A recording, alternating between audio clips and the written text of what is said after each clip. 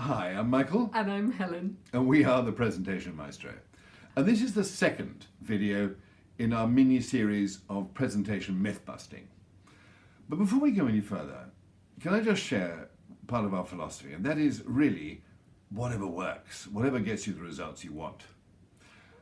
But having said that, the myth we want to address today is that many people believe that the best way to prepare for a presentation is to write it all out or type it all out in length and then memorize it.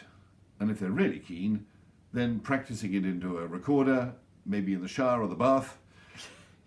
And that's okay, but it's lengthy, it's time consuming, it's painful, and it's fallible.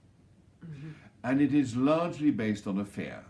Yeah, it is. It's based on a fear that you're going to forget something, or you're going to go off at a tangent, or worse still, that you're going to open your mouth and nothing's going to come out. Perfectly justifiable fears, or that you may sound like a dork. Mm-hmm. But let's unpack this fear thing a little more. Doubtless you'll know about the research that says presenting or public speaking is the number one fear in the world. Well, it is for a lot of people. It isn't for everybody. But put it this way, it's not exactly number one on people's lists of favourite things to do. And in the United States, which hasn't exactly got a reputation for being shy and retiring, it is the number one fear. But did you know that the part of your brain you use for memorizing is the part of your brain that tends to close down when anxious or stressed? Yeah, it's really ironic, isn't it? It's so ironic that the thing that you do to ensure that you remember relies on the part of the brain that actually closes down under stress.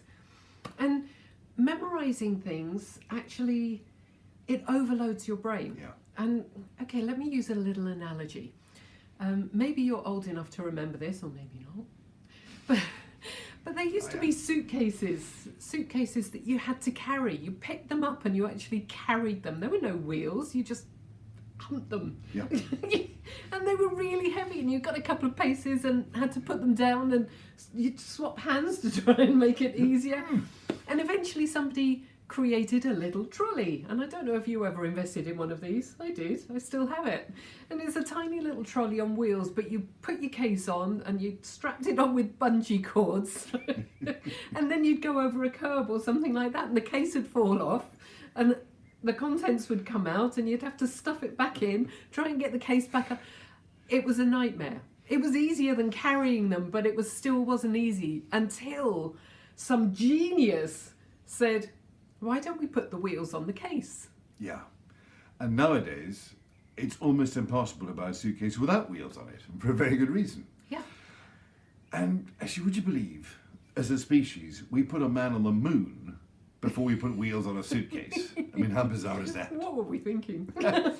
But there is a way of putting wheels on your suitcase, on your presentation suitcase, Yes.